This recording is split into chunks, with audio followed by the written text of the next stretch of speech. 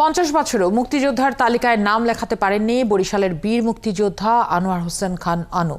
একসময় পরিবারের সচ্ছলতা থাকলেও এখন 88 বছর বয়সী এই মুক্তিযোদ্ধা থাকেন নগরের লালাদিঘি পাড়ের ভাড়া বাড়িতে। তিনি সংসার চালান রূপাতলী বাস স্ট্যান্ডে মধু বিক্রি করে। বিধান সরকারের প্রতিবেদনে ছবি তুলেছেন জসিমউদ্দিন। 1971 মহান মুক্তিযুদ্ধের সময় আনোয়ার হোসেন ইস্ট পাকিস্তান রাইফেলসের সদস্য। বঙ্গবন্ধু স্বাধীনতার ডাক দিলে পালিয়ে বরিশালে এসে মুক্তিযুদ্ধে অংশ নেন। বরিশাল থেকে ভোলার বিভিন্ন এলাকায় যুদ্ধ করেন। নানান জায়গায় যাই, এই যুদ্ধ করি, যেখানে পাকছে না হ্যাঁ আনোয়ার। দেশ স্বাধীনের পর বঙ্গবন্ধুর কাছে গেলে আনোয়ার হোসেনের বীরত্বের কথা শুনে সাবাস বাংলার টাইগার বলে পিঠ চাপড়ে দিয়েছিলেন তিনি। বীরত্বের সনদ দেওয়ার পাশাপাশি ঢাকার জাকির হোসেন সড়কে দ্বিতল বাড়ি দিতে চাইলে তা যুদ্ধাহত সহযোদ্ধা ইউসুফকে পাইয়ে দেন।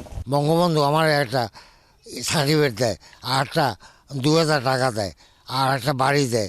বাড়িটা আমি ইউসুফে দিয়ে দিই।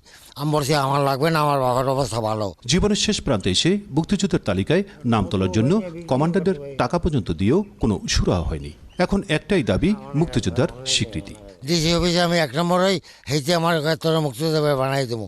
আমার পদক পড়াই দিয়া মুক্তিযোদ্ধার 60,000 টাকা নেয়।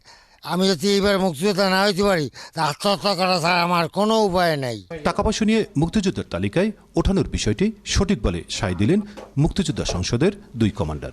তারা চাচ্ছেন সত্যিকার বীরযোদ্ধা আনোয়ার হোসেনের নাম তালিকাভুক্ত হোক। শেষে আমি বললাম তুমি ফিল আপ করছি, আমারটা হয় না।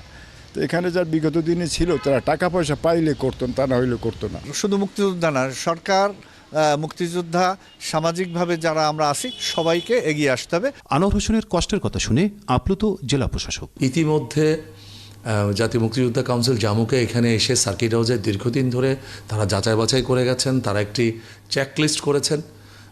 আমার মনে হয় ইনি বোধহয় এটি এখানে হয়তো মিস করে গেছেন। এটি আমি অনুরোধ করব আপনার মাধ্যমে যেন উনি অবশ্যই জামুকাতে যোগাযোগ করেন। সর্বশেষ আবেদনে আনোয়ার হোসেনের পিতার নাম ভুল আসায় তিনি মুক্তিযোদ্ধার তালিকায় নাম তোলাতে পারেননি।